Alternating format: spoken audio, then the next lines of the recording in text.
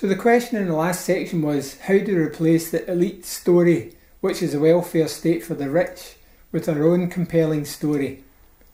In building this story, we need to be careful of not just creating information and knowledge and how terrible things are.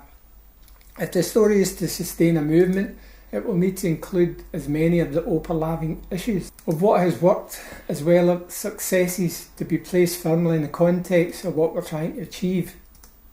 Not just constantly going over why things are bad, unless for the right reasons in the context of improving them. So, today and for some time, many people have been at the mercy of the far right and as yet have no effective political opposition.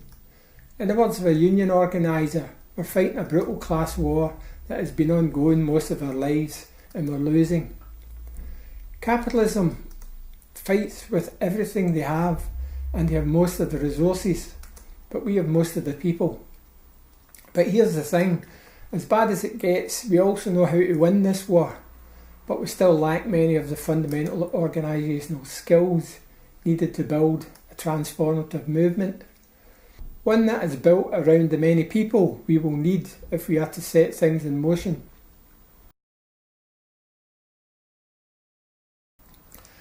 When we talk about organisation, we're not talking about poverty, the economy, global warming, war, but what Henry Guro explains as being the crisis of politics, the crisis of agency, the crisis of history, the crisis of ethics is not being matched by a crisis of ideas. We know a lot about what's wrong in the world, but as Marx puts it, it's not only about understanding the world, but changing it. And to organise this change, we need to know what is our priority, what is our focus, how are we going to do it, what are the skill sets needed to do it. And here again, we're not talking about secondary things like government parties, political campaigns and voting, but organising within the grassroots, the life in our communities, the people we pass in the street each day. How do we get them involved in the story if we are to maintain a lasting victory after capitalism?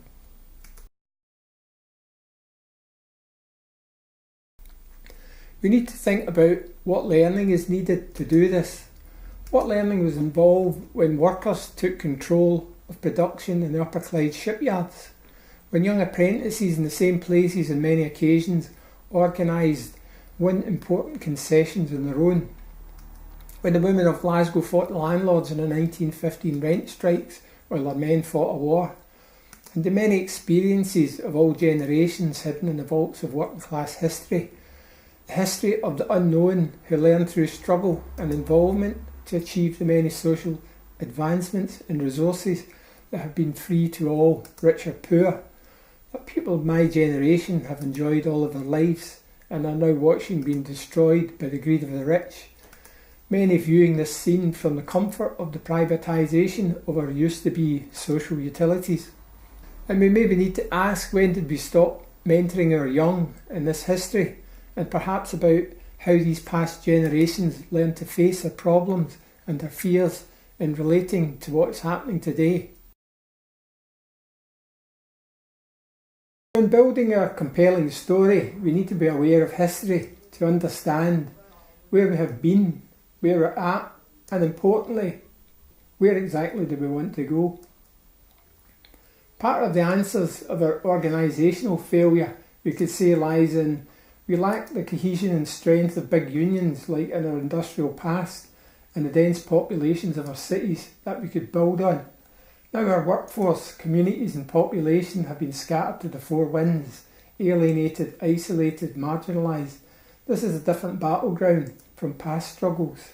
Here we need to learn and take from our history what was useful and combining it with a new landscape, a new geography and into new strategies of learning and movement building. But in looking at this new landscape, there is a tendency for many on the left to focus too much time on peripherals, tactics, strategies, technology, protest, mobilising, and too little time on organising and vision, meaning solutions. As Michael Albert puts it when he reads left-wing output, too much negativity to endure, too little aspiration to bear, and too little agenda to adopt. Perhaps we in the know need to stop talking to each other so much and start talking to and organising the many we will need to build an army big enough not only to defeat capitalism but to replace it.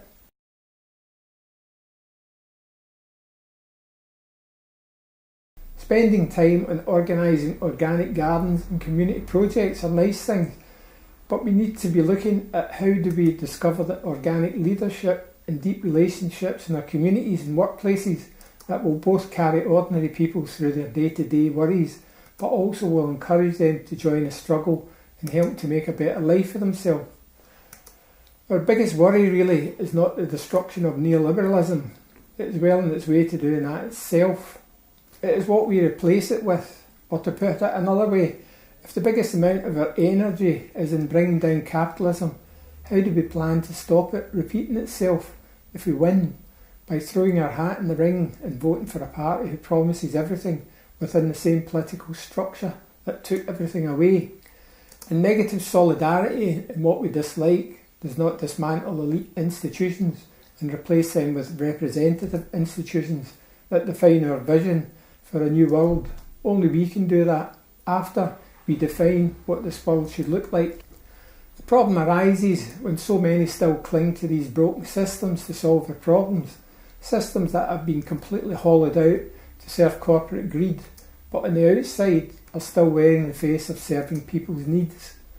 Unfortunately, it's only when folk need to rely on these services that they discover just how little they know about them and how unstable, broken and non-existent they really are.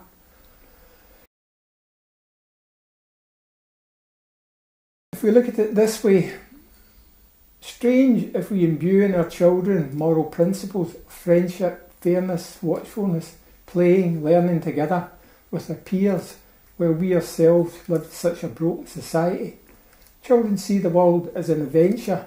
So long as they can feel some sense of security, they will try anything, will fail, forget and try something else. In creating our story, we need to build a secure social base in our communities using the same basic principles. And we need to start thinking like children about how they imagine and how they learn.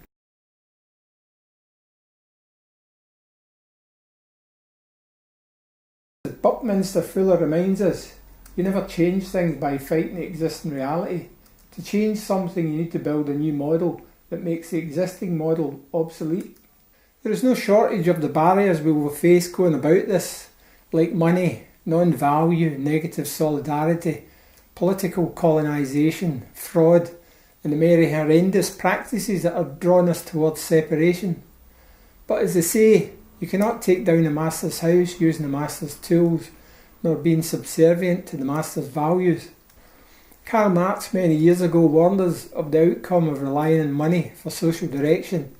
He says, money thereby directly and simultaneously becomes the real community, since it is the general substance of survival for all, and at the same time the social produce of all.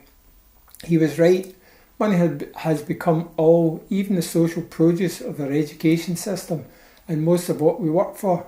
Formal education seems to be designed to hide this kind of forward-thinking vision rather than exposing the student to it, which is why we do not teach union organisation in schools. There are of course many intelligent and radical exceptions to the rule, but then there's the problem of exposure. Who reads the literature, the books? Vision is one thing, how to act it out and get it out to the public domain to create involvement is another. Not forgetting the amount of propaganda and lies that has to be waded through.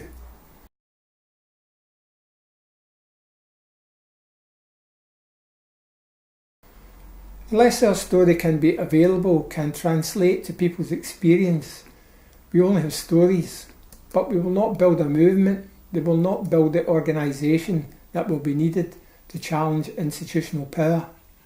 These financial power structures are too powerful, they control too much to be fought head on. They need to be broken down and worried. We need to hurt what they hold dear, and their biggest fear is us knowing what we want. Our power lies in people, and in how successful we can be in building self-determined communities. But it's not straightforward. People are fickle, have different needs, are at different stages of experience, different circumstances, influences, beliefs, priorities, and a whole cast of issues and problems. A very daunting task indeed to find some overarching aims, i.e. our story, that will create the organisational structure needed if we are to challenge top-down power effectively. On the other hand, if our story and models are built on human needs and human values and can offer the right kind of interpretation, opportunities for involvement and participation, and can help to visualise a future worth working towards together, we have a great chance. It's not just about doing what we like, and we can't just rely on cultural work to do this and making people's lives a bit better, which most of us spend our time on, which we need. But building vision to challenge power will need to be radical, concise and forward-thinking, collaborative and capable of building coalitions around some specific goals.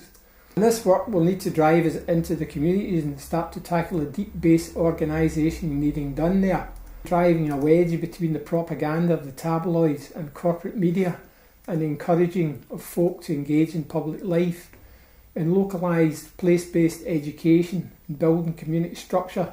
These are the pragmatic tasks that are at the core of movement building. So much of this base building work at the beginning can be boring and rote and will need elements of fun and enjoyment.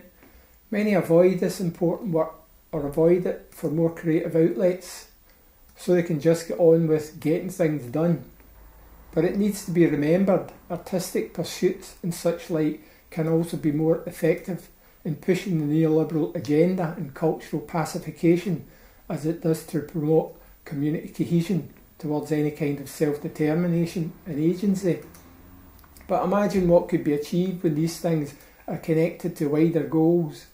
They would start to form the kind of skills we need, the values we cherish, the human qualities we hold dear, and encourage the kind of culture and art that is a direct measure of a spiritual vision, rather than a direct measure of a time scale and a funding application, which so much of cultural planning has become. As Gabriel Winnett puts it, the poor have long provided cultural currency to the rich. The social attitudes and ideology of elites have understood the ghetto as a credible goldmine.